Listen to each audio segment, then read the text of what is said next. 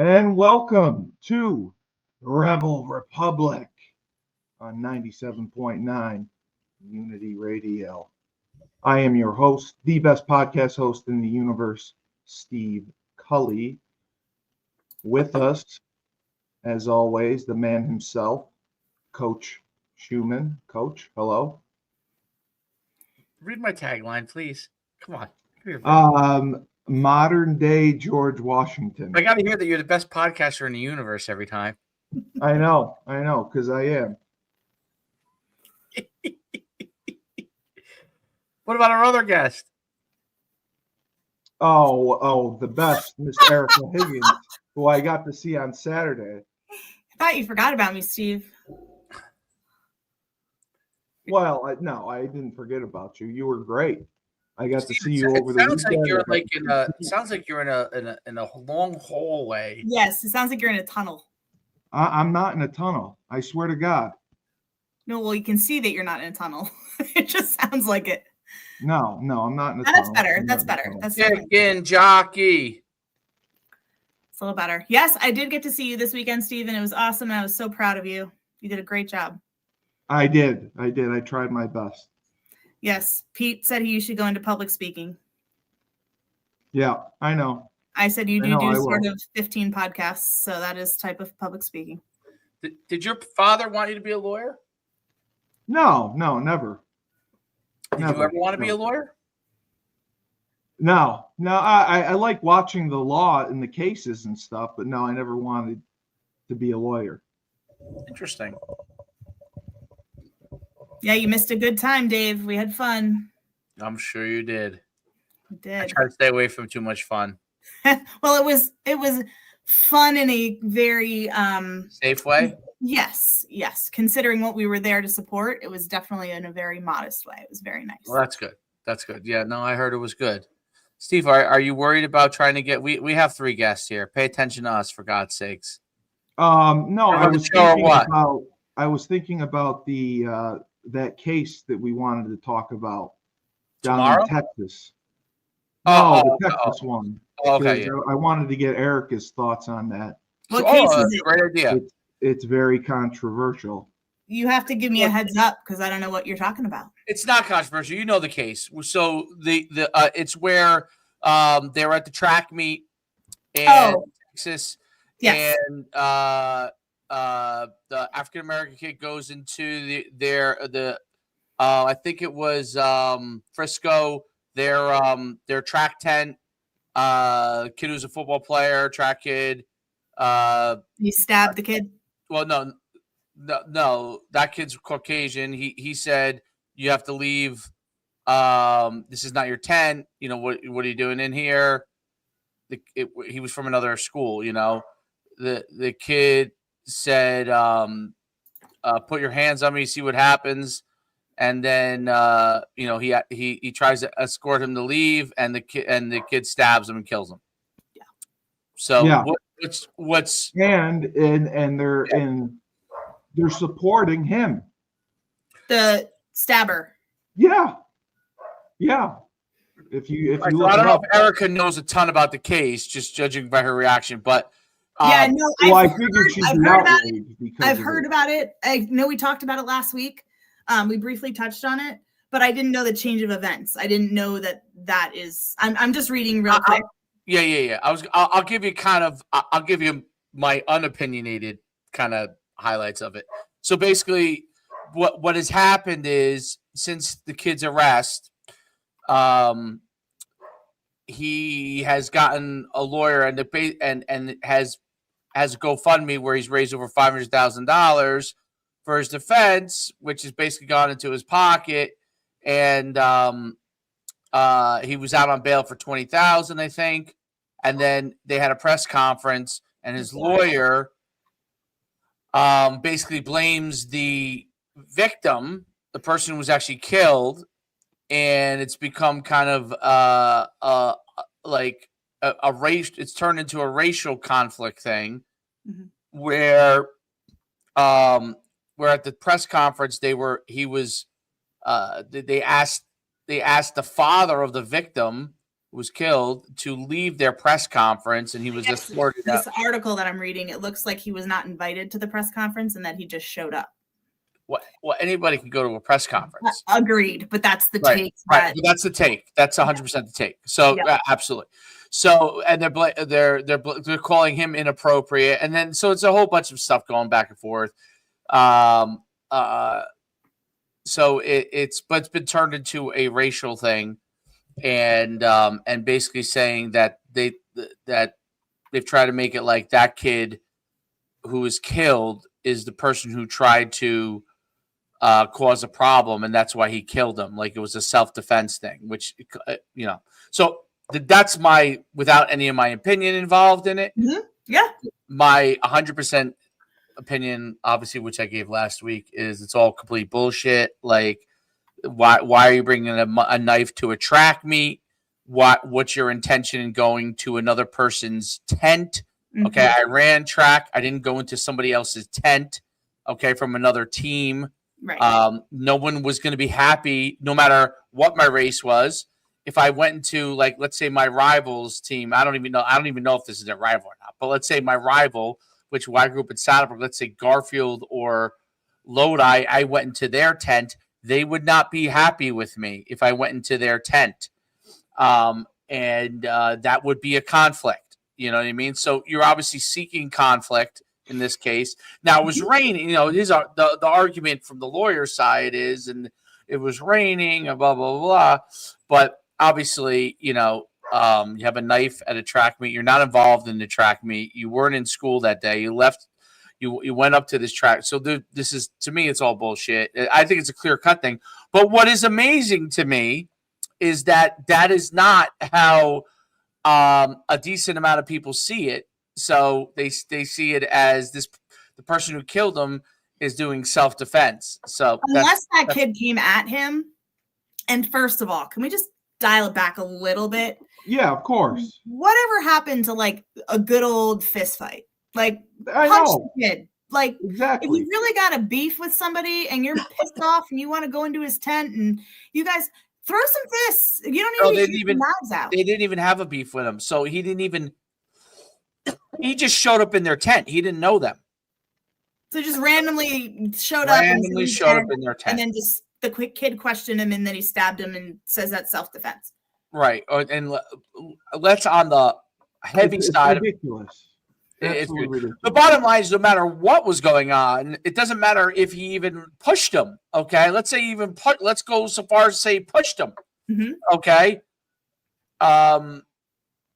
Why are you stabbing anybody? Like there's people everywhere. It's a track meet. Like it's, there's nobody there that's in harm's way. Okay.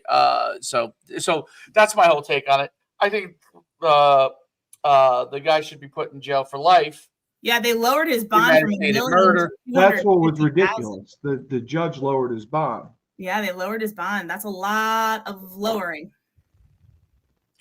Yeah. So I mean, it wasn't deserved. And he's getting so much crowd attention for it.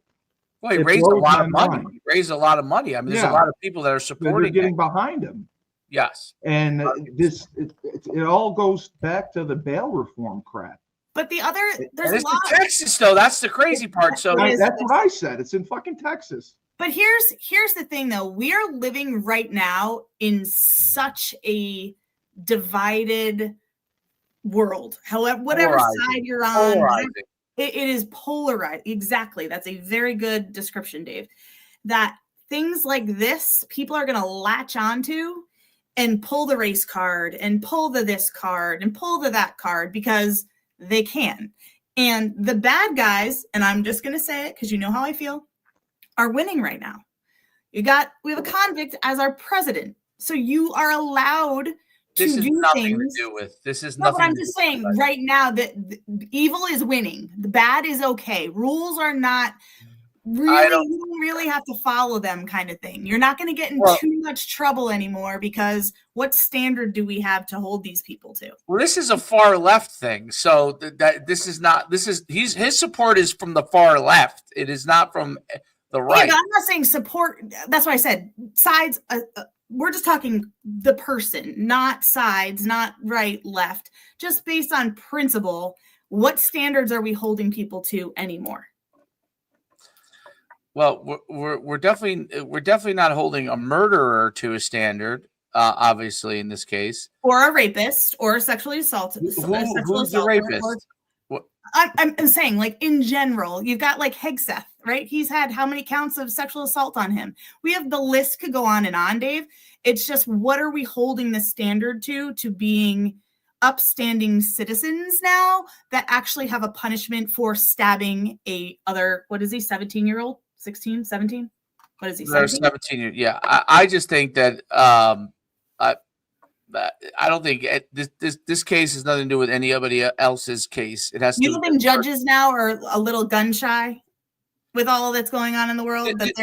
Well, no, because listen, what Hegseth, if he harassed somebody or didn't harass somebody, that's a he said she said thing. This is an actual thing. Well, no, he has like counts against him, but that's I'm just saying this is actually witnessed murder we're talking about. And I'm just saying the standards are lowered in general, and judges, why would that judge on any other time lower it from $1 million to 250?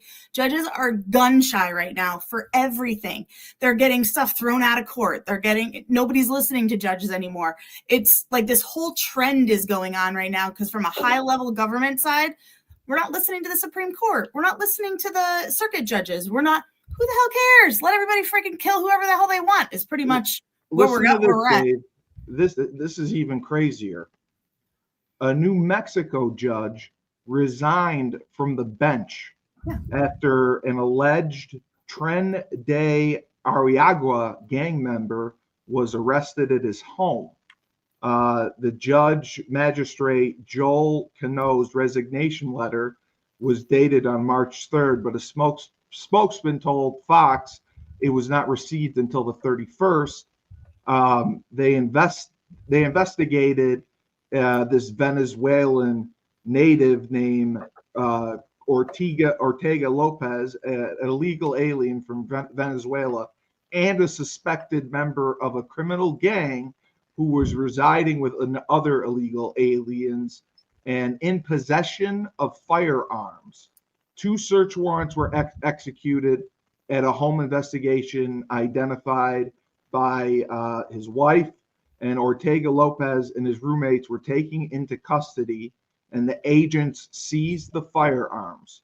And Cano is April Cano is the daughter of Nancy and Joel. The court document said Ortega Lopez was found. He was posing with the weapons on social media. He illegally entered from Mexico on December 23rd. And he continued. He just did a few jobs. He got evicted from his apartment, and he made his first appearance in court in front of the magistrate and asked if she knew Judge Cano. And what happened was, basically, she said she didn't know the judge, and she said she met him outside the courtroom a couple times, and said, I don't think anybody would just let him live at the property. He wasn't a flight risk, and they ordered him to be released. The judge was housing this. He was released on his own recognizance. And, so I don't understand. Explain to me what's going on. Yeah. So this guy, he was arrested as an illegal alien. What was the judge doing? He was housing this person?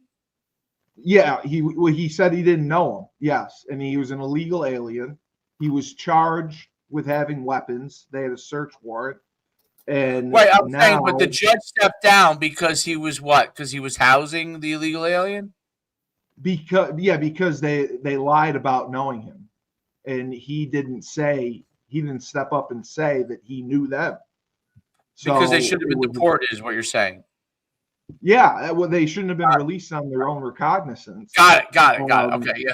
The judge did that. Okay, now I understand. Okay, I got it.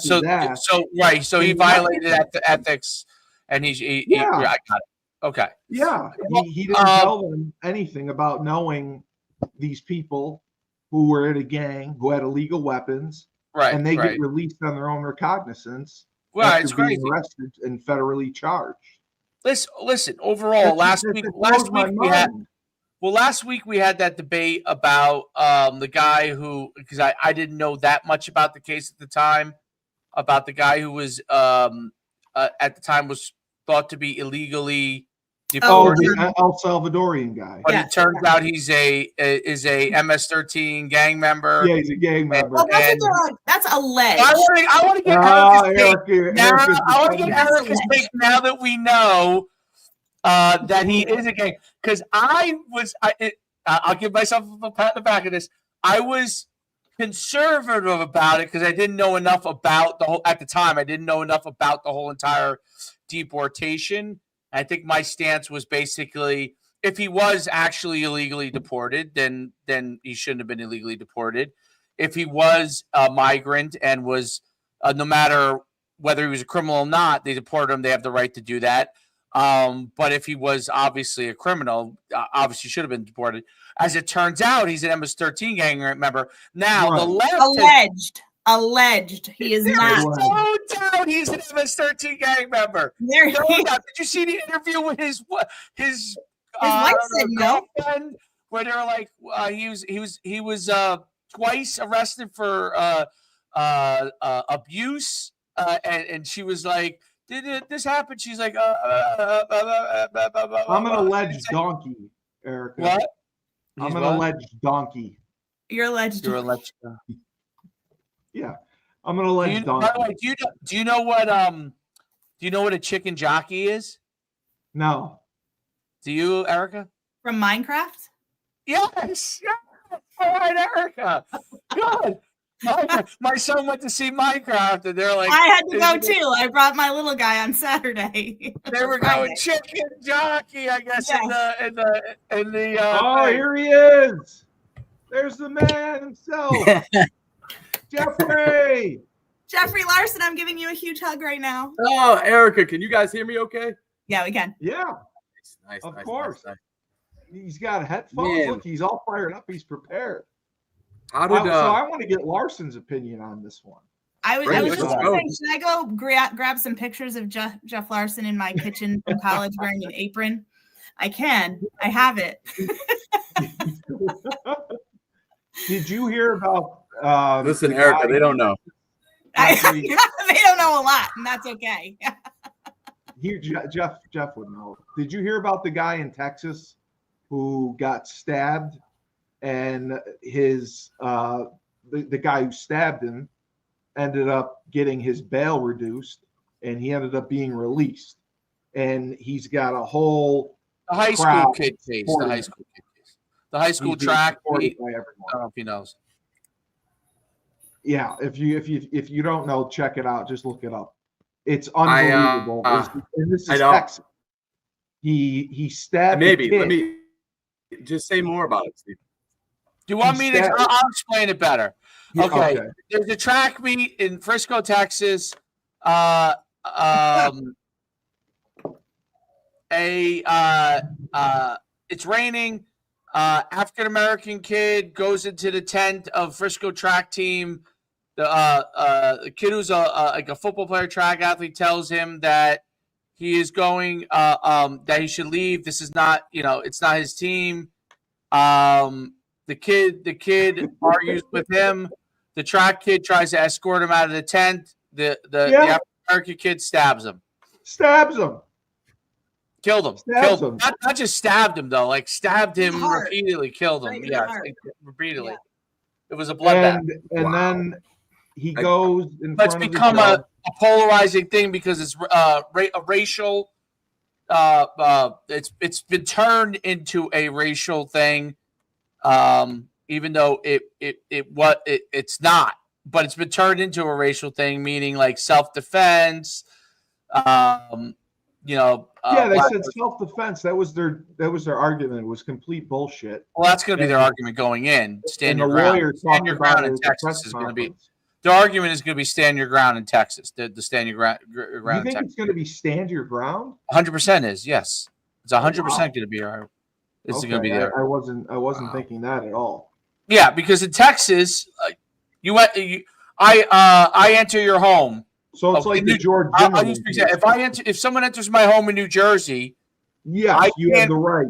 Well, to no, defend I it. can't. No, I cannot. Oh, Just you can. start. I can't just start popping off. No, I have Oh, to actually be like shot at or attempted at for. It's a, and I'm sure Yeah, I Connecticut know- is I probably know. similar. North Texas, if I invade your home, okay, you could stand your ground, meaning you could shoot them. Right. Yeah. yeah. Like Jeff, are you familiar? That's not what with it's called, though. It's got what is it called? Like when it's like it stand your ground. Like you remember the George Zimmerman case in Florida?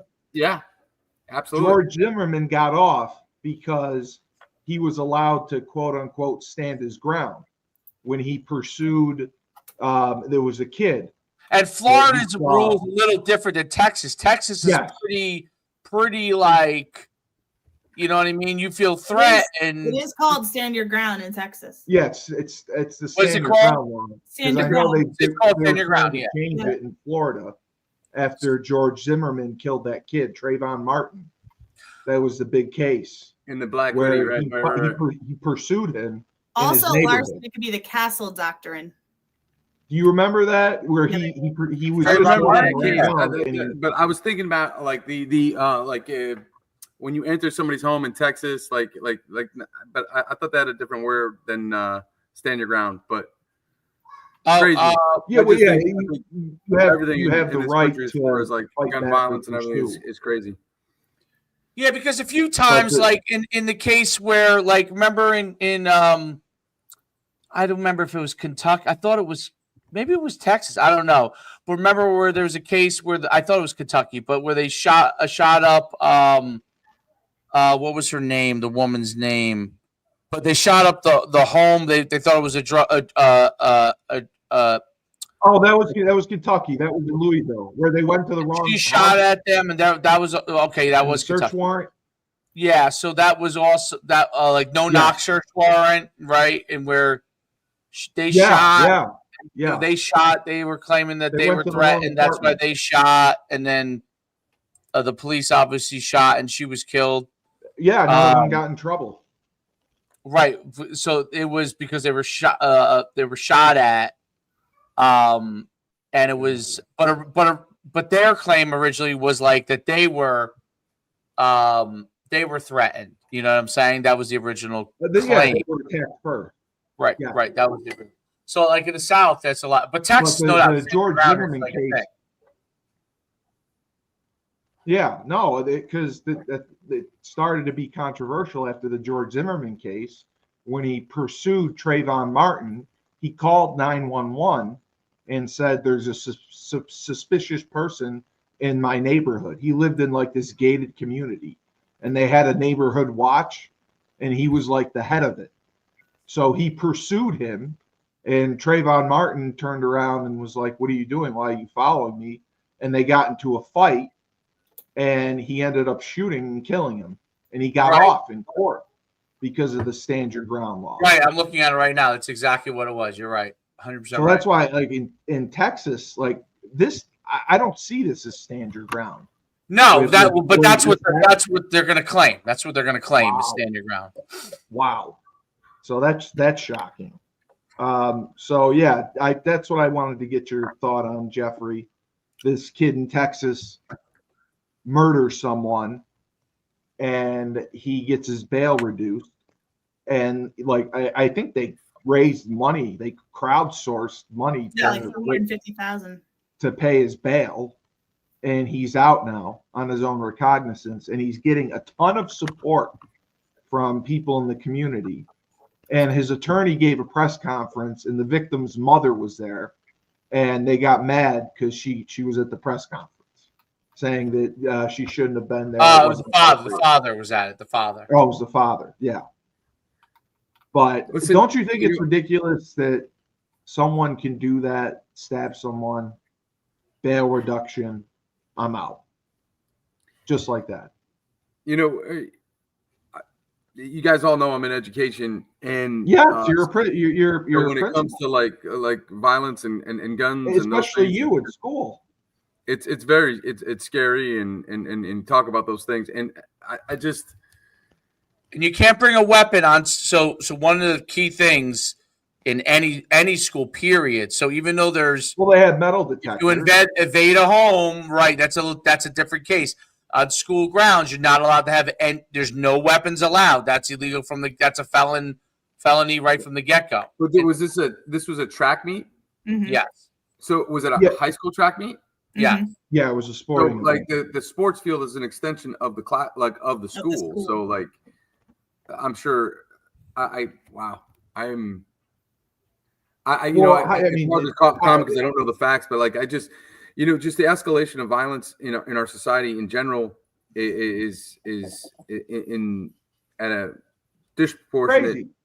It's insane, and I hate talking about it because it's a real thing for our kids that they have to deal with, and you know what I mean, like especially when you don't have all the facts, and like you guys might have the facts. I don't have all the facts when I'm talking about it. I just, for me in my everyday life, I just want my kids at my school, like, to walk through the door and know that they're safe, and that they can go to school and do the things they need to do and feel safe, and that I, as the leader of that building, am able to provide that blanket of security or freedom or of safety for them.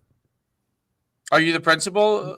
He's an assistant principal there. Right? No, I'm actually principal. That's right. You got moved. That's right. You're the principal there. Yep. And, it's crazy how it goes to that level so fast.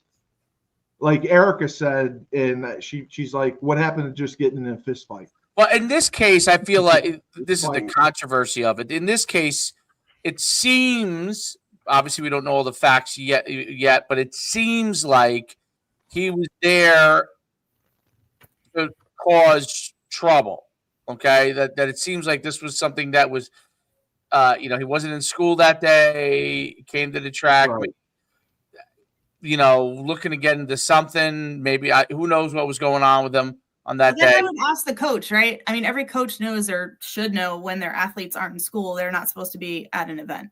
So the coach should have been like, I don't even know if he's on the track team. I don't even think he's on the track team, the kid. Oh, well, then that's right. I'm gonna look that up real quick because I'm not 100% sure. That's a fair point too. Erica is accountability, right? But like, you think about track, like you have some schools that have these huge populations of kids. Yeah.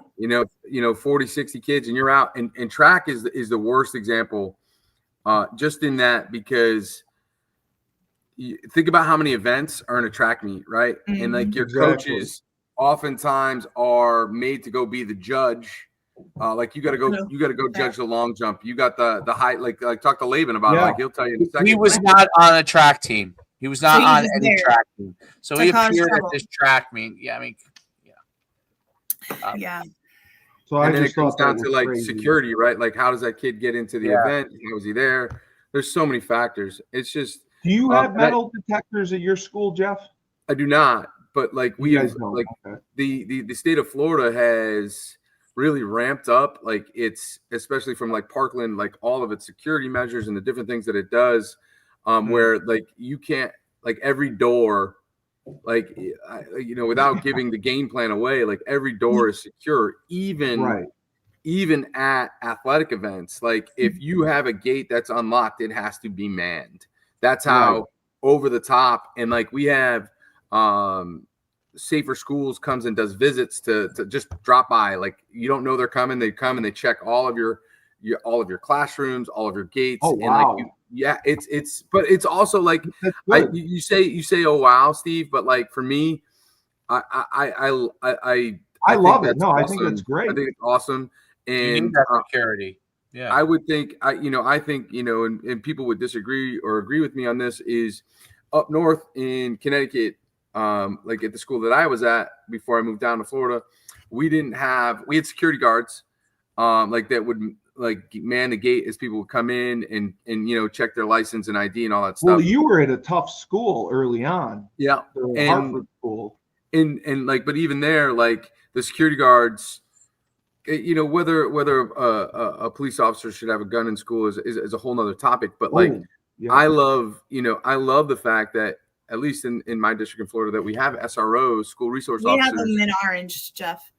And they're just, but like that's where they should be, is like bridging that gap between our youth and our students to say, hey, we're the police and we're working with you. Like we're a team and like we're a community and we build together. And that's how they first get that sense of accomplishment, or accomplishment is the wrong word, but like, hey, police aren't necessarily bad, right? They're here for good and they're here to protect. And so I like that part of our schools, is having the SROs in the building. And then, they do, for me in my school, they do a perimeter check every day, like every period, like they're always constantly, and teachers, it's a new state law in Florida. Like teachers can get in real trouble if they willfully leave their doors unlocked and unsecured.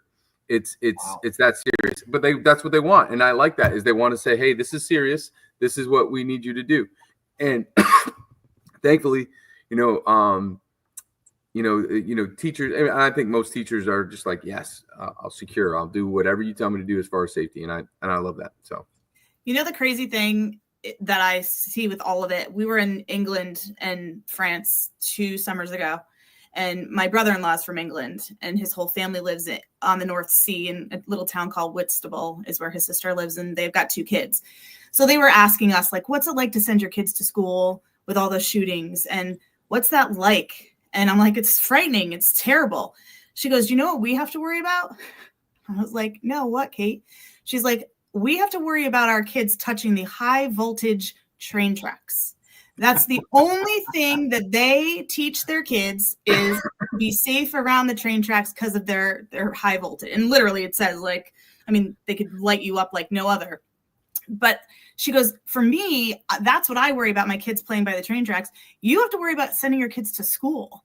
And that to me is such a cultural craziness that should not be, right? It's like we all send our kids to school. We all expect them to be safe. It is this United States of America epidemic, cultural, sick, twisted way that we have to think about sending our kids to school. You as an administrator, my father-in-law is a retired superintendent. Do you think when he was practicing as a superintendent was worried about, people shooting up the schools back in the 80s and 90s? No, they were afraid of an occasional bomb scare. Like the things that have changed and like from country to country, it's just mind blowing to me. It's mind blowing. And it doesn't matter what side of the aisle you're on. Like if you look at the statistics around the world about violence with schools, there's nobody even close. No. And it's and we tout and we talk about all the freedoms and greatness of America, and it's it's crazy to me for as many smart people that there are at different levels that we can't get this right and can't figure it out. And people are just so stuck on that Second Amendment. And you go to other countries and like you go to England, you're not worried about getting shot. Police officers don't even have guns. There's only certain police grades that have guns in England and in Europe. Like lay people just don't. Sure, you could probably find one on the black market if you really tried, but it's not like I could go down to New Haven right now and I'm sure I could find a gun from somebody. Well, wherever you want, New Haven. Yeah. I'm sure. I'm sure I could. But at the same time, it's just so warped that everybody is like, I see the meme all the time. Like your guns are more important than our kids. And listen, my grandfather was in the military. We had guns in the house. We were taught how to respect them. We were taught how to clean them. We were taught how to, when we were young, my grandfather would sit us down and show us how to do it. But now it's like, it gets me all fired up. My blood pressure's going up. All right, let's change topics. Well, from a gun standpoint, the issue is, in a lot of, this one case here is a stabbing. It's a completely different situation than school shootings. So it happens to be that it's at a school, but it's definitely in a track meet is going to be a very, very much less policed environment than the school is, right? So And districts can vary from district. Like where my kids go to high school, we don't have metal detectors. We have SROs and we have all of that. But if you go into New Haven, any basketball game, when I went to go watch my son, I had to put my purse through. I had to go through.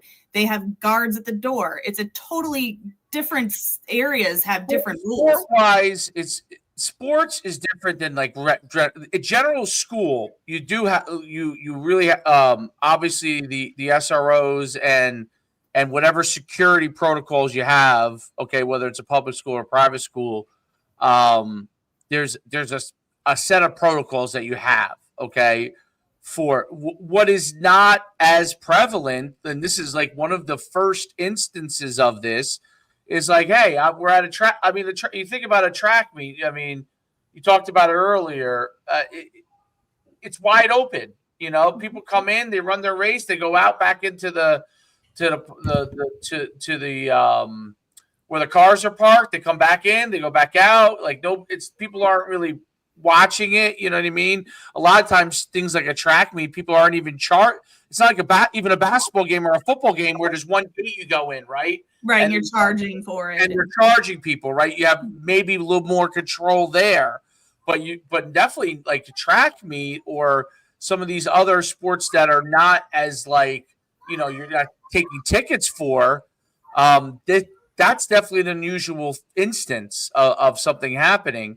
And it begs and this wasn't a shooting, but it was more of like a target. This seems like a premeditated, I was going to cause trouble, reciprocated. Who knows what was going on? But I think the bigger issue, besides weapons, is that the people that are disturbed mentally are able to get their hands on things that they shouldn't get their hands on, which is different than obviously rational people who have a gun license or as a license for a weapon. But these are instances in a lot of cases are either people who are getting their hands on it that have some sort of emotional or mental disturbance. And most of the times it's something where they shouldn't have a possession of that. And most times it's either illegal, but when they attained it in the home legally, it wasn't, there wasn't their own individual protections of it. So there wasn't a situation where this person who was disturbed didn't have access to it. And I think there should be a level of accountability in those instances as well for people who do own weapons, and there's someone that has a disturbance in the family that has access to that. There's an issue. Now, this case, the track meet is a totally, it's not a school shootings like I'm taking people out for whatever reason. I'm emotionally or mentally disturbed. There's something going on. This seems like more of a premeditated, I'm going to try and engage somebody to then fight me and then I can kill them, which I don't know. I mean, there's disturbance obviously associated with it, but it's a little different in the sense that it's not like a mass shooting thing. It was like a targeted kind of thing. It's that kid going after that person or that, right? But or like, that group or whatever, right? And with all due respect, Coach, I think what you're streaming is, or what you're talking about is obviously a huge issue, right? Of mental health, right? But I also think, again, no offense, that I think we get clouded in saying, you know what, it's mental health and we got to address the mental health. Yes, we do. Absolutely. 100%. But guess what? There's mental health issues across this world of ours, right? And they still don't have the issues that they're having with our weapons. And I part of me comes to Florida to get away from all the political nonsense and left, right, all that stuff, especially, being in public schools. But right. When and I don't want to sound like a politician when it's in your blood, Larson. But when does it stop? Like when do we say, hey, a kid getting stabbed at a track meet, a kid at Florida State, and I don't know the details of it, but like I don't want to talk about it because I don't know it, but like when is enough to just say I say the same thing. Like, hey, not when there's money involved. We got to change, and it's got to be a big change. Like I think it was President Biden was talking about oh, he had the most significant, gun legislation in 40 years, right? Whatever it was, right? And I'm sure it was. I'm sure it was this big piece, right? But like, what did it do? What did it actually change? And like, until we as a society say, you know what? Political party aside, political belief aside, this right is right. And like, we need to, say, as a society, we need to protect our kids. Like you want to talk about, like, I don't sleep as it is, but like that stuff keeps me up at night. Like, because our kids come into school with all sorts of trauma and different things. And, it's one of the reasons why, for me, it's important as a principal of the school that I greet every kid as they come in through the door. I want to give them a fist bump. I'm going to say, hey, man, how you doing? Good morning. You doing okay? What's going on? And I can tell when a kid is off or a kid is having a bad, I can see that right then and there. Like we like, I'm not saying it's 100% proof, but like I want to be able to, that's my first social emotional check-in with those kids to say, hey man, I'm here for you. I'm going to be here every day. You're going to see me and I'm going to check in. And are you okay? Grade aside, behavior aside, I'm here. I love you. And I'm going to take you in, but like, are you okay? Are you ready to rock? And so like, until as a society, we say, you know what? We stop with the debate of, Second Amendment. We stop it with, nobody's saying you can't have your arms, but guess what? You know what? We as a country, we got to say, you know what? We're not allowing it until we can get this under control. When we get this under control, then there's well, we're not allowing what though? What do you, right? And but that's it, magazines and crazy. But that's exactly it. That's exactly it, Coach. Is what you're saying. Is that's what happens? Is right there. Is we get in this debate of, what are you talking about? What is it? What aren't you allowing? What can you have? If you're not going to allow, all right, let's use your example. So you're not going to allow weapons. Period. Only police can have some sort of a weapon. Military police, right? Or right. you just making an extensive process, right? Let's use that argument. Yeah. So, if only military police and nobody can have their own weapon, what if someone gets an illegal weapon? Someone gets an illegal weapon, enters my house. I mean, listen, I have guns. If someone and I have, of course I do. How often does that happen in a place like? I didn't know that. People aren't going into everybody's house on a daily basis. I'll use a good example. So I'll use George Floyd as a good example. Okay. During George Floyd, that was a very volatile time. Okay. And I'll use my town as an example. So the town that I actually live in a pretty big town. It's like 90,000. So that's like, it's not a huge city, but it's a big town. There's different sections of the town. Like the way they broken up, like they broken it up into neighborhoods. Well, during the whole George Floyd thing, there was a group that petitioned they were going to have a march in our town, and it ended up getting squashed, and they didn't allow them to march. But in a lot of the marches nearby, in some of the areas, those areas turn troublesome. So if someone takes a turn down my street and comes to my house, then there's going to be a problem, right? And so now that didn't happen, but as a citizen of America, that is my right to be able to protect my family and my home.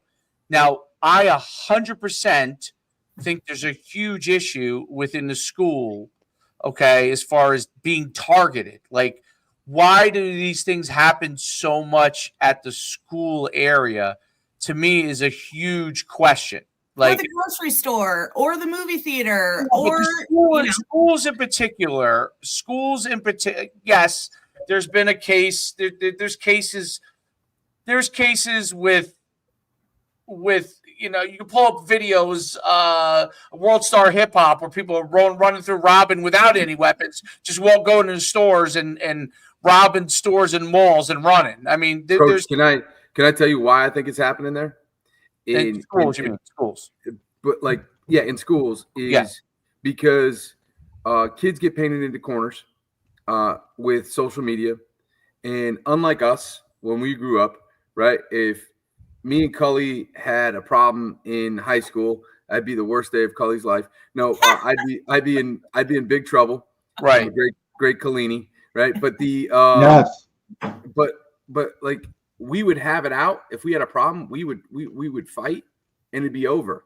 Mm-hmm. Agreed. Never to be seen again. These kids get things put on social media via video relentlessly, and it's replayed and replayed and replayed, and their trauma, their worst day they've ever had in their entire life. Think about that. Your worst day, worst decision you ever made, and it gets replayed over and over again. And it's not even that. It's not even the videos. It's their words, because they can sit behind a keyboard or a cell phone. Group chat. They can be in group chats and torture and they each can other. type the most hateful and hurtful stuff, and then they're faced with it. They're in front of it right in school, and they don't know how they're going to react. So they want to have something that says, you know what? Take the next step because I have this, right? And I feel like when they get painted in a corner, that's when this stuff happens. And it's not the only case, and it's not the only issue with it. But like, that's definitely. I don't know. There's no doubt that's an issue. Like, for example, yesterday we were watching a movie, Back to School. You remember that movie with Rodney Dangerfield? Yeah. Great movie, right? But when you watch that movie, and you watch the movie, and a lot of those movies from the 80s, right? You had the bully, right? Yep. And you had the person who was trying to overcome the bully. It was kind of picked on. And it was kind of like, it was laughed about, but it was addressed, like you said, much more in a like physical confrontation manner, or a manner that was not, there was no threat that it was going to escalate into a completely end game scenario. You know what I mean? Where someone's going to, you never got that like feeling, even from as bad as the bullies were, you didn't get it from the bully side either. Like it was, they fought back against the bully, blah, blah, blah.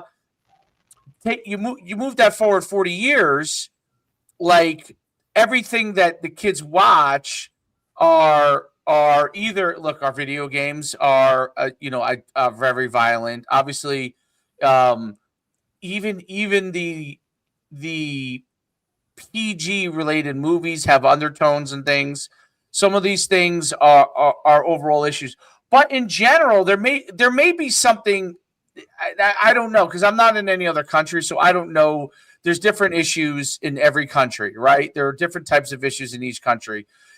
This doesn't happen to be a big issue in a lot of countries. It happens to be a big issue in our country, and a lot of it maybe has to do with the fact that social media and some of the things are related to social media. They have social media in England. Everybody has social media, but I'm saying there are different levels of usage in America versus other countries. Okay, China has a huge amount of social media, but it's controlled by the state. So the state is allowing this or that, and it's a communist environment. What we have is a lot more of a situation where it's unregulated from the parents. Kids are utilizing things unregulated. Both parents are working. Both parents aren't always watching everything. And then you do have kids that have things that are going on that they definitely take it out in other areas that are not in the same ways that it might have been taken out in before. And I mean, look, I think that and you could speak to this a lot better than I could. But as a coach, when I was a coach for 20 years, we had strict no bullying policies. The schools had strict no bullying policies. Anytime there was an issue, we immediately addressed it. Those things were already in place, but it didn't stop it didn't stop the fact that people would try. Okay. Now, when I was in high school, there really was no things about hate. You could haze people, and there was bullying and things that went on. Okay. But you didn't have these escalating issues that you have now, Whereas now you do have, like, I'm sure you have unbelievable, hey, if someone's bullying you, you report to bullying. It's open for people to feel comfortable to report it if there's bullying going on. There's no repercussions for people if they report it, right? So these are all important things, but it still seems to be an overall escalating issue where it wasn't an issue 40 years ago. And I could just tell you that there were obviously guns 40 years ago. There are guns now. There are other things in play beyond guns that are causing it. That is maybe unique to America. I don't know. The caliber of guns, Dave. We don't need high. You have a guy stabbing someone and kill someone with a knife. Right, but you're not killing 50 people in one shot with an AR, whatever. I don't even know anything about guns. All I know is that you don't need guns like that in the civilian world. Like, you're not going to go hunting for a deer because you're going to blow the thing up if you shoot it. Like, that is not necessary. Those guns should be just for the military. Like, civilians should not have access to guns like that. That's what's doing these mass shootings. That's when my friend's nephew, who was killed in Sandy Hook, and I went to that wake, and I'm devastated that I still have to have that vision in my mind of a little boy in a casket. That is literally what killed all of those people. Whereas a gun like that, you can have a gun, have a shotgun, go for it, have a party, but you do not need to have guns like that on the market for people to buy in the United States of America or anywhere other than the military. Which maybe, Coach, answers your question, right? Like, of like your right to protect your family. Like, if you have the handgun, like, do you feel okay with that? Like it's enough to, and I'm not speaking for you, but I'm saying, like, is that a way that as a country we could move forward? Right. I can tell you, for like what might be, for me, what I need is probably a lot less than there are other people that protect with much more. I've seen some of the things that other people have. And some people have not just one AR, they have like 20. Okay. I don't know what they need an arsenal for. I'm very pro gun, but when I look at it as a person who's pro gun, I look at it and I say, they're fighting, and they're not going to be able to shoot all those guns at the same time, right? So, I mean, what do they need 20 ARs for? If you're a good shot, you need one bullet. Like, that's it. You don't need. Yeah, but the flip argument. Look, everything in respect to Second Amendment, when you're whatever side you're on, okay, in that argument, ultimately, when you start to get into certain levels of gun laws, right? I'm not talking about gun laws like whether someone should have a gun or they shouldn't have a gun. I think most people agree that they're probably, and I don't know, all the sanity checks on everything, but as far as most people agree that obviously we should have an ID, we should have, there's certain things you should have before you have a gun, right? Okay, but when you start to get to levels of stuff, everything, when you think about everything, I'm not saying whether it's right or wrong. I have my beliefs, but I'm not saying whether it's right or wrong. Everything comes back to, if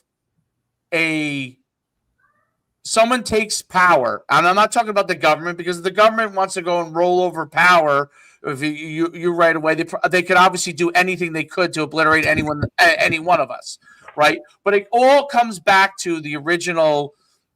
The thing to be able to right to bear arms and to be able to protect yourself in a situation where someone has an instance where they have control over you. Now, the argument on the side of like anti-gun a lot of times is like, well, if the government wants to come in and declare martial law and obviously take all of us out, we're pretty useless against that battle. 100% in most cases, yeah, right? But the argument always is, well, if XYZ, these 5 people escape into the mountains, right? And they're still around, and so you get into this all the way back to 1776 and the opportunity to be able to bear arms, to be able to against someone forcing power on you, whether it's locally, nationally, state, whatever it is, and your ability to protect and stand ground.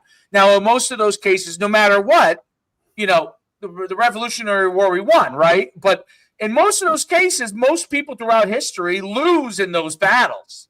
But it's more to be able to fight that battle than it is whether you win or lose. And that's if you're going to get like when you get into the ultimate battle, which is why the Second Amendment probably rarely gets moved. You know, like you talked about with Biden, like why it rarely gets moved to certain things. When you strip away everything, you strip away money and all that kind of stuff. That's the fundamental when you get into the two-sided argument where you get into the battle of it. And if I'm wrong, you can correct me, but that's really where it starts to get into the loggerhead where one side pushes this way, the other side pushes this way, and you get into a stalemate, which is why it's going to be, you know, you might have some laws that move a little bit, you know, state to state that move one way or the other, but as far as, you know, across the country. I wanted to mention another thing that came up that Erica had talked about. The Department of Education is now collecting student loans again. They had put it on hold because of COVID, and now the Trump administration has reinstated it. I should be pouring myself alcohol right now, Steve, to have this. Well, you talk about the Department of Education. I know. And now they're resuming the student loan collection, which has been off for several years. That's a huge deal. Listen, here's the deal with student loans. I had student loans. I had to pay them off. I'm sure others, other than you scholarship people, Steve Cully, I know Jeff. I have them from grad school, so okay. So even though I was scholarship in football, we all had our loans, and Jeff Larson was never on scholarship. Just saying. No, Jeff Jeff on the man, the myth, and the legend. But that, and I have lots of good stories about Jeff Larson. But that being said, I believe that kids need accountability. And my oldest son is going to be going to college in a year and a few months. And we are making him take out a loan so that he has financial responsibility when he comes out of college to know that he has something that he needs to pay. Now, it's not going to be millions of dollars, but it's going to be some type of financial responsibility. For me, I don't see any problem with people being able to pay back their financial loans. They got a reprieve. I think that that's okay. I mean, that's just my personal opinion. I do think they need to have a grace period to like ease people back into it because they hadn't been paying it for, what are we on, year 5 now with COVID? Yeah. But I mean, that just seems to be like a financial, fiscally responsible thing to do that you need. It teaches a good lesson, I believe. I mean, sure. Would I have loved for my parents to have paid for my college education so I didn't have debt coming out? Sure. But at the same time, I learned very quickly that I needed to get a job. Many of them. I tell you, like, I'm sorry, I didn't mean to cut you off, Erica. No. I was 38 years old when I finally paid off my college loans, and that's even with the Army's help. Yeah, help. And there's different states though, like in Florida, they have what they call Bright Futures for kids. It's a phenomenal. It's one of the reasons we moved down here is because we took what it would cost to like send. So Erica, I'm a little jealous. My oldest of 3 is 10. And I have 2 more after that. So like I got a little bit more ways than you do. But they also have what they call Florida prepay. And you can pay it's about $20,000 per child, and it's discounted as you have more kids. But if you pay it and you can pay it off in so many years, your kids can go to state school in Florida for free. Right. Wow. And Bright Futures, if a kid earns a certain GPA, has a certain SAT score, does community services, a whole bunch of things that you check boxes, they get like per GPA, per SAT score, you know, they get 3/4 of their tuition paid. They get full ride. Like it's actually pretty cool because it incentivizes academics and doing well in school. And like we factored that in when we moved because we're like in Connecticut, like if for my kid to go to, 4 years at UConn and, listen, like, you know how much I love UConn. UConn gave me everything. Like it was an easy $300,000, in 4 years. Right. And what happens grad school and everything like that. And here we could do it, for a $75,000 investment. I could send all my kids to school, at least for like their undergrad for free. And That's if they incredible. did what they needed to do in school, maybe they even get a check back, which I was like, okay, let's go. Let's do this. Let's hope they don't cut that funding, Jeff. That's incredible, by the way. I didn't know that. Cut that funding. I'm packing up my bags and moving to Florida. That's incredible. That's an incredible program. That's a DeSantis program. The loan thing is, to me, is like a little bit of a. I see both sides in this. Meaning, like I think the loan programs allowed the schools in the long run to charge a lot more for tuition, and in a lot of cases take advantage of the students. So this might be Steve. You might want to mark this down. This might be my one left take. Oh, you got one. Yeah. We're gonna like bow down to David. Yes, this might be my one. But I do see, like, to me, yes, I you took the loans out. Yes, I get it. You knew what you were doing. You took money that wasn't. But I do think that it allowed the schools, over a very short period of time, to really up the tuition rates, whereupon then people are taking larger loan amounts that the schools are making money from, and the degrees that some of these kids are getting for some of the loans they're taking out for are not putting them in a position to be able to get a job. And coupled with the fact that a lot of jobs are going to change dramatically because of technology, a lot of students are put in a difficult position, young people now, much more than ever. So people from maybe my era, like, I would say that within 10 years, more like your era, 10 years after, from when I was in school, I really think that it started to change, and the fees and the costs associated with going to school rose so greatly that now what people originally were taking out the loans for, the intentions of it changed, and the costs were so high. So yes, I get it. They got to pay. But basically what's going to happen for a lot of people, unless they really have a job that they're in a good position and they can pay off the loans and are fiscally pretty good with their money, they're gonna be paying those loans till they're 60 years old, a lot of these people. So that's the unfortunate truth of a lot of it, with the escalating costs of it. And I think what the program that you talk about, with that Florida has, and I'm sure there are other states that have adopted stuff similar, and if not, they will. But the being able to create incentives to not take as great a loans and to be able to pay off those things earlier, and to help the next generation with what, some of the things that the programs like you said, Florida has. But I think there has to be a solution there, because some of the stuff, like, I thought the solutions, I thought when Biden forgave some of the loans for some of the educators, I did not. I thought that that was not necessarily a bad thing. Like, I mean, those people are teaching the next generation of people, whether it's principals or teachers or some form of education. I didn't think that some level of forgiveness in that case. I thought that was probably the right time to do some of those things. It was the same with nursing. They did it for nursing.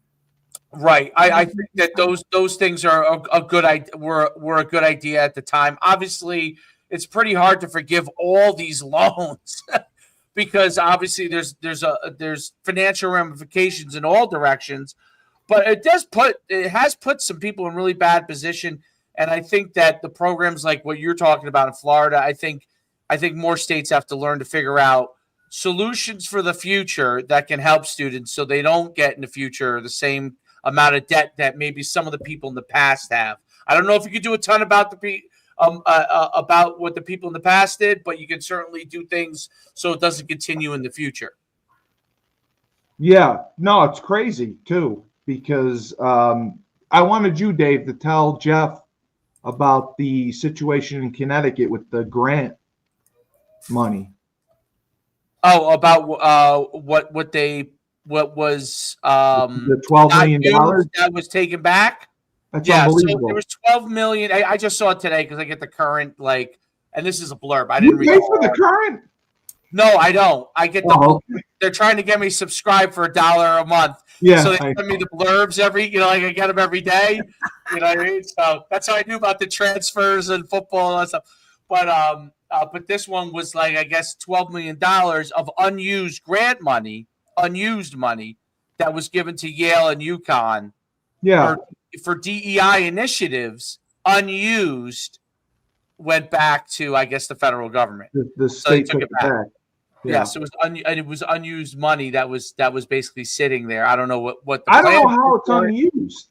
We I have don't know. we have I don't know the details because I didn't read the article because I can only read so much without paying. So I only read like 2 paragraphs.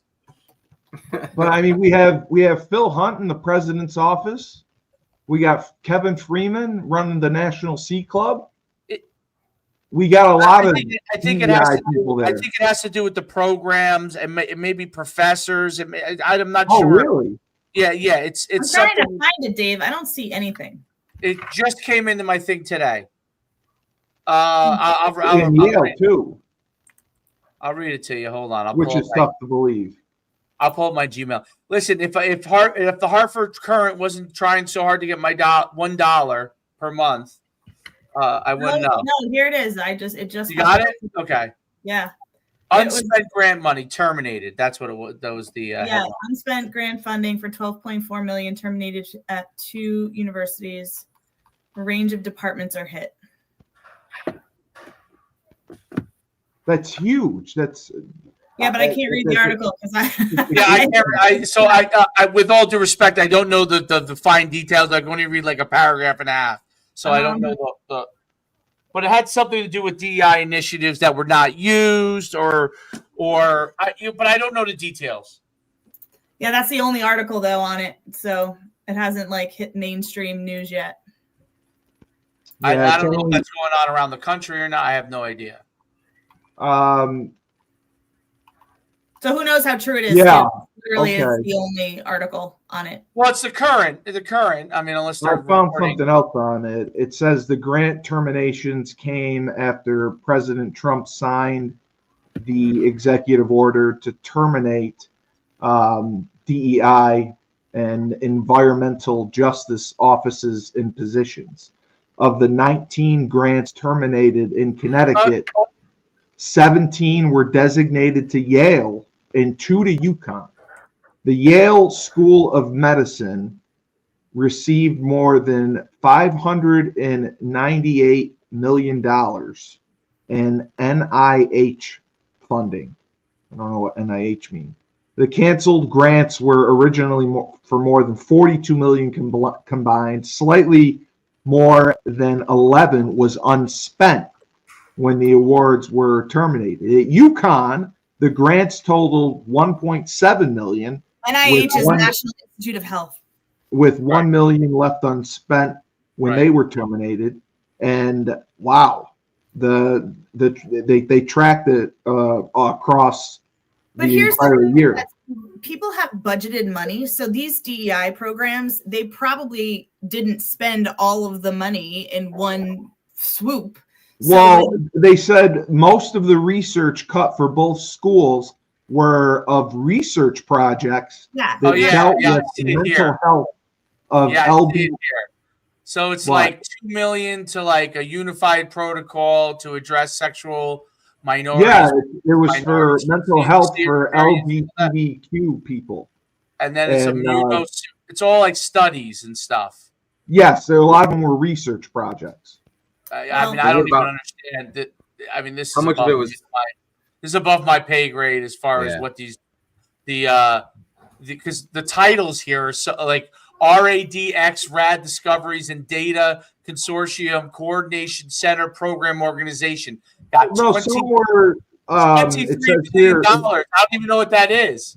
Internal medicine, public health, preventative medicine, psychiatry, pediatrics, emergency medicine, social sciences, and even spent on it. It didn't even use it, right? Malaysia. They didn't use it. They didn't use the money. Science training program in HIV. But what I was saying is it might be budgeted money that you're not spending all of those millions in one That's why they took not it writing back. a check today. Okay. Yeah, but also think about like right. Think about like salaries and like insurance and stuff like that. That stuff we just went through my school budget. Like it goes like that. And then like you're talking about and I'm not talking about $12 million. That's a lot of money. I'm just saying like what Erica's saying is like, was it smartly allocated for years to come to make sure that you could secure and keep that going? I think you're probably right. It was for the studies they were planning on doing. But Jeffrey, when do you guys plan your budget for the next fiscal year? Like for it's a huge process. Steve. It is really. We actually just went through it because in Pinellas County, I think we're now the 9th. We used to be the 6th. But we're now the 9th largest county in Florida, and so our population is declining. Not because it's not a great place to be, but because there's nowhere else to go. It's like it's been developed, and so we have the process of looking at your enrollment, and you have to staff your school based on the amount of kids that you have. Like you have to be staffed for those kids, and so you go through a tough process of saying, okay, well, here you are right now. This is what your enrollment is. What are you projected to be at next year, right? And at least my county is phenomenal as far as like projecting and data. Like you can say, okay, well, listen, here's your 12th grade class, and here's your kindergarten class. Like there's a discrepancy here. Like when your 12th grade class, and I'll just use an arbitrary number, is 10,000, and your incoming kindergarten is 7,000, right? That's 3,000 less kids.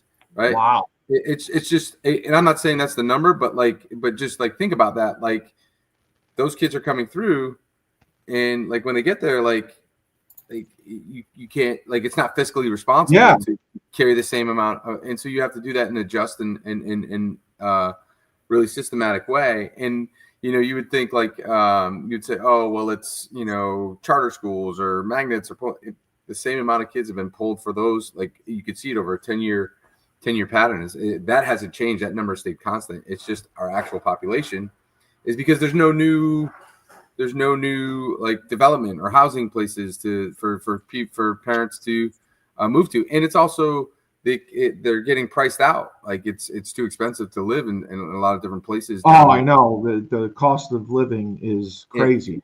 That used to be the thing, right? Like used to be the thing of why you go to Florida, right? Is because the cost of living is less. And you don't have income tax, and you don't have, and a lot of those things are true still. But it's also like if you think about like teachers and like if you're just graduating college and you're thinking of starting a family and getting involved, like you need a place to go. Yeah. You got to have that stability, and is the income that you're bringing in going to match what you need to be able to live comfortably? And so there's a lot of different places the cost of living. Right. And Dave, this happened also at Harvard. Harvard had over billions of dollars in frozen grants, and people in stores. Students and professors protested this afternoon because of UConn, because UConn lost the federal funding. But Harvard and Columbia and the elite education institutions got hit the hardest. The administration had said their actions are part of an effort to combat anti-Semitism on campus and enforce anti-discrimination laws. And they gave Harvard a list of demands. Includes changes to admissions policies and institution of hiring changes to promote viewpoint diversity. All you have to do, the president is asking, is don't break federal law and you can have federal funding. Well, that's but Harvard's been hit the hardest, but UConn didn't get the type of demands and the Ivy Leagues. The Ivy Leagues are the biggest part of the target because of the anti-Semitism that was going on campus. Well, at Columbia especially, right? Columbia was among the big. Columbia, Harvard, and I think Penn were among the biggest. I don't know how big it was at Yale or not, but Jeff, in your school, is your school pretty diverse? Absolutely, yeah. Yeah, it is. Because I believe somebody, I think it was Erica, who said, or I looked it up. The schools that, oh no, it was Bellamy who told me this.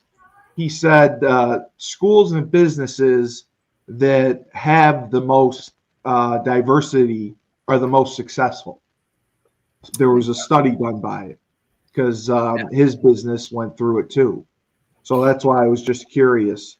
No, I think there's a lot of truth to that. Like, yeah, you're not going to your next venture in life and completely shocked because you haven't experienced something before. You know what I mean? You're prepared. You've seen it all, kind of. I will say though, with this, yeah, exactly. Sorry, Kelly, there's a delay. Can you restate that statement again? No, go ahead. Can you restate that statement that you said? Who, me? Yeah, what was you said? You said school. What did he say? Schools that are what? Diverse. He said that schools are diverse ethnically. Bellamy said there was a study done, and schools and businesses that had the most diversity were more successful than ones that did not. They were just like all white or whatever.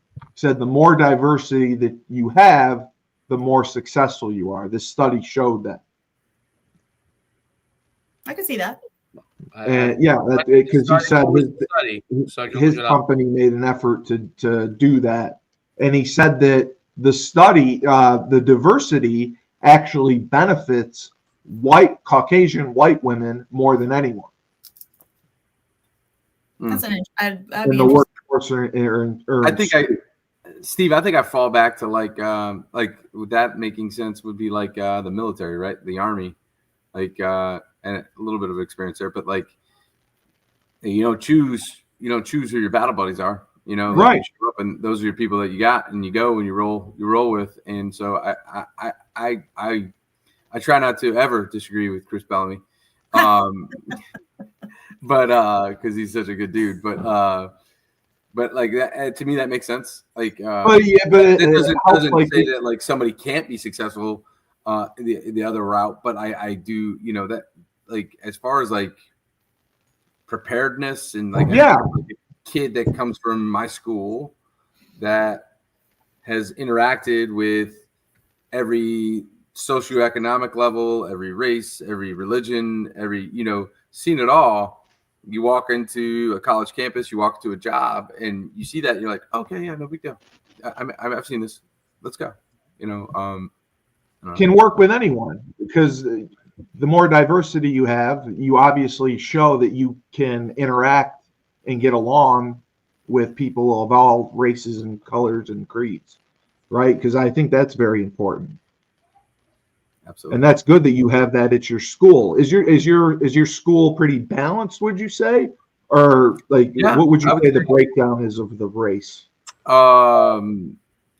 I'd say, and I'm probably getting in trouble for not knowing it more succinctly, but I would say and you don't know probably like we're probably like 30 20 like oh wow, that is good. Hispanic, black, white, and other but like we're right there, like we're definitely a melting pot. We're very diverse. That's great.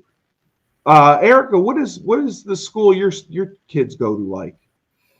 Very, very diverse, and everybody thinks. Oh, it is. Okay. Yeah, Orange, Connecticut. Everybody thinks it's like, upper middle class white people, but it is a lot of Asian, a lot of biracial, a lot of Hispanic because it's close to New Haven, and there's a lot of professors and people that come from all over the world, and Orange schools are good, so people come here, and then our high school is 3 towns mixed together.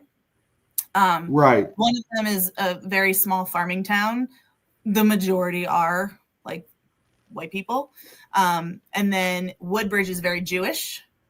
Just seems to be we've got I think there's 2 synagogues in Woodbridge and we have 3 in Orange.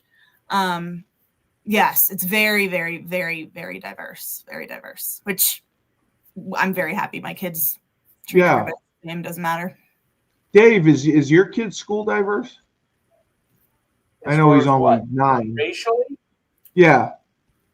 I know he's only 9. But... Or culturally. It doesn't have to be racial. It could be. Well, that's why I asked what diversity means, because, like, if I were to go through my son's school as far as racially is, I mean, I don't know what kids are, what the population percentage is Hispanic, but as I was to say, and there's some, I mean, there are kids of different races and nationalities, but I would say it's at least, just judging from, this is my raw looking at it when I come in there, I would say it's at least 80% Caucasian. Oh, okay. So he's still in an elementary school, but the town that we're in is probably 70% Caucasian, I would say. Okay, so that when he gets to high school, the district will be primarily Caucasian. If he goes to Catholic school. So if he went to Catholic school, then he would probably. I mean, depending on the school he goes to, I would say just demographically around where it is, it's probably mostly going to be somewhere between 70 to 80% Caucasian. Got you. Okay. I think more of a determining factor is the socioeconomic, right? Yes. That's what I think is a bigger determining factor for success. Yeah. Yeah, that's what Bellamy said that too. He said I don't think it's racial. Opportunity.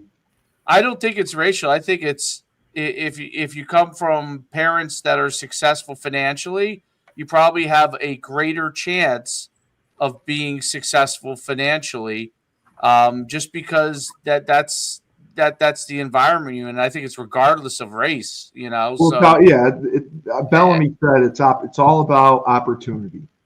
So they have to have opportunity and I'm going to use an example. The town that I live in, which is a big town, 90,000 people, Middletown. There's 2 high schools: Middletown South, Middletown North. Middletown South, the area that is designated for Middletown South, traditionally has been higher economically, financial success as far as the people that live in that town, as far as net worth, right? The other side of town, and by the way, diversity-wise, probably the same. So probably 75, 80% Caucasian, both sides. The other side of town is less economically successful. Now, what is that school 3 years ago, the one Middletown North, was rated among the bottom third in New Jersey. The one Middletown South was in the top probably 10% of New Jersey. They teach the same exact things, both sides of town. But the test scores, and Larson would notice, the test scores on one side of town are significantly higher than the other side of town.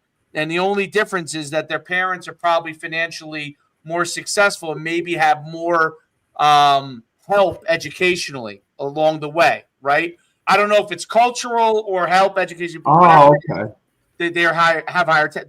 That's probably the biggest factor, and probably graduation percentage. Those are probably the 2 biggest factors as to why the one school is rated higher than the other. You're teaching the same exact things. If you're to go to the athletic facilities, both beautiful athletics facilities, almost the same exact school on both sides. That's the only. Now, since COVID, because the housing prices have jumped up, and a lot of people from Staten Island to where we are, we're literally for like 15 minutes from Staten Island, Jersey side. A lot of those people sold their home from New York City and wanted to go out to New Jersey. A lot of people moved in those areas and started building up some of those smaller homes and taking over some of those smaller homes. Those people sold their homes, moved out, got their money. People came in from New York City. That school has moved up 100 spots now in the last 2 years. That's how much it's gone up? What that tells me is that people who have come in with more money have moved into that area. Maybe they've had more economic opportunities, or their parents were more educated. Therefore, their kids are a little more educated, and probably their scores and graduation percentages are going up higher. Okay, so It has nothing to do with what There's they're no correlation, is what you're teaching. It has saying. nothing to do with what they're teaching. They're teaching the Yeah. same things, basically. Okay, it has to do with the financial background and probably the emphasis on education because of the success the parents had. Nothing other than that, and that's kind of coming into the other side of town now, which is why their school is now coming much closer to the other side of town. You know, the other factor that you're not talking about, Coach, is Joe Villapiano doesn't live in New Jersey anywhere. No, That's true. Cali. And so, like, they've seen test scores drop drastically. That's a good point. You got to hit Joe V. He's an ocean guy. He's an ocean Where is he guy. in? Isn't he in Massachusetts now? No, he's in California. He's like What? he's I didn't from know like that. 3 towns over from where Yeah. I've been there. Yeah. All right. We'll wrap things up here. Great point. Great point. Erica, thank you so much. You're always a pleasure. I'm She's Rebel a tiger. Republic. She's a tiger. Yes. She is. She's fierce. I do have a confession. I do Jeffrey. have a confession. Hold on, you guys have to hear this. So when I saw Cully on Saturday. Oh, no, you don't have to say anything about me. No. A few of our previous friends from the UConn football team were there. Yes. And they did make a comment that they liked that I spiced it up a bit because it was far too right for them previously. Thank and you, I'm Erica. bringing it back to the middle. So Did they say that? They did. Oh my God. And I will not say their names, but No, Uwe hates me for it. I know two that. people, and I didn't say it was Uwe. I didn't say it was Uwe. No, Uwe always tells me. Uwe. It was two people, two of them. Yes. That came up and made that point, and they said they'll start listening again. And I was like, well, I don't know if I'm going to be a regular. No, Uwe always always say it tells was me not to do Uwe. the Will you show. stop pointing the finger at Uwe? It was not Uwe. No, I'm just telling. He tells me himself not to do the show because he thinks it's going to hurt our audience. Because you're a registered Democrat, right? I am a registered Democrat. I know. I am. So I can always claim that. Well, there you go, Dave. It brings a little balance. We got to him. A little We got balance. to him. I like balance. I like balance. Finally got the color. balance. Jeffrey, thank you so much for coming on. I always love having you. Jeff I'm Larson. glad. Next time I'm down. Are you on spring break right now? No. We're back. We're rolling, man. You guys Hey, are back? actually, Kelly, I just thought of you. We went down on Friday night. We had friends in town, and we went down to Clearwater, down at the waterfront, and Yes. I walked by Hogan's. Yes. You went to the beach shop? You walked by it? Oh yeah. He's got nothing on you though, Colin. I'm just saying. Oh, thank you. Jeff, the Thank next you. time I'm down in St. Pete. Yes, let's go. You guys my are all parents' house pumping was me down with there. that. They had it for I know. 36 years. I know. I'm gonna go down there and just stalk You him one should. day. You got to get your job, Cully. I know. I got to go there. We'll all write you letters of recommendation. Steve, you want to be a teacher? No, I don't. I applied for a job at Hogan's Beach. Name your subject. Name your subject. I you know what? I can't teach anything. Don't you have to have? You have Not to true. have. Broadcasting. What about broadcasting? What about broadcasting? You do great. That you guys offer that there? You just have to get your certificate. Now we do. Sure. Come on. Yeah. Okay. All right. Yeah. I mean, I'll think about it. I did that thing at Razul's fundraiser, and he offered me a job to come there and help with the guys in the house. We talked about doing their resumes, applying for jobs, making LinkedIn profiles. So I may consider doing that if I can find somewhere to live. That's the only thing. We'll find you something. I don't want to live in the house. He said you can live in the house. I don't want to live in the house. If I can find an affordable place, I would go there. Mm-hmm. But Jeffrey, always great. Thank you so much. And Coach, you're phenomenal. We appreciate your takes. I can't wait to. And he went left tonight, so mark it Yeah, down. there- Wow, there was a lot of left stuff Very to brief. talk about. Very I brief. can't wait till we get to talk about the other case on Wednesday. I get to talk about my favorite case, the Karen Reed case. Oh, that's gonna be fun. I can't Yeah. wait. Hey, Steve, So you better do your research. I know you're getting off the air, but like, Did you see my uncle go off on? I loved it. That was No. awesome. That was pretty cool, man. It was Who did he amazing. go off on? He went on. The whole it was committee. the Social Security committee, and he went off. The thing I Oh, like look it about up. him is he gets all fired up, but even when he goes after Elon Musk. Yes. He still gives him like his credit. He's like, I'm sure like he's amassed his wealth through great experiences, different things, but where are you? Like, you have to answer to the American people. It was like civics lesson, and I was just like, I'm glad that's my Wow. So he got up during session and did this. A couple times he has. That's awesome. It's been a few times. watch it. Okay. You get all I fired up. gotta look that up. And actually, he's gotten credit for being one of the only ones that is actually like Called him out. Go and bitch, but Yeah. then they don't follow through. And Yeah. John follows through. Like, he's going to hold them accountable, which they're saying, he's waking people up to really like look at this and get them to see all sides of it. And you know how I feel about your uncle. I love him. Yeah. But he's been fighting for Social Security even when Biden was in there. Like, it's a hard thing to look at and think. But I just thought you'd like you got to look it up. Awesome. Look it That's up. awesome. I will definitely look at that. But thank you for coming on our show. I'm sure our ratings will get so many more viewers now because we had that is 100% because of Erica and yeah. to do with it. Yes, and share the show. So for Jeffrey, It'll be better next time, Jeff, when I break that picture out of you wearing an apron. Erica, and the coach himself. Remember, when life gives you lemons, don't make lemonade. Take 2 oranges, throw them right back at life.